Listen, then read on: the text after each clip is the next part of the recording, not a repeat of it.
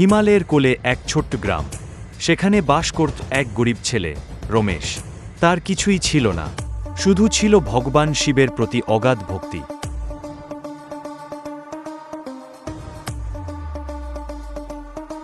প্রতিদিন ভোরে সে মন্দিরে যেত, একটা বেলপাতা আর সামান্য জল দিয়ে বলতো, ওম নমঃ শিবায়। বাবা, তুমি আছো তো?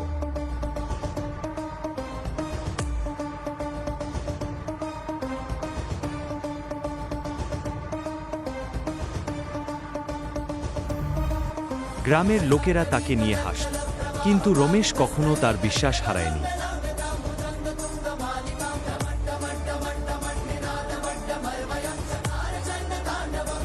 একদিন ভয়ঙ্কর ঝড়বৃষ্টি শুরু হলো, তবুও রমেশ মন্দিরে গেল।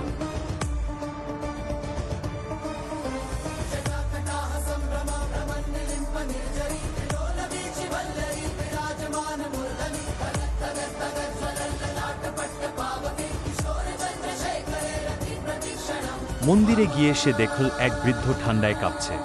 নিজের একমাত্র চাদরটা খুলে তাকে দিল।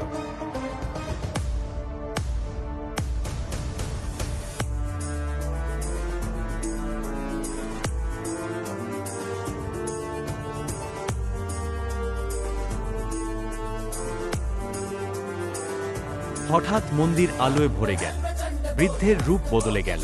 সামনে দাঁড়িয়ে আছেন স্বয়ং মহাদেব।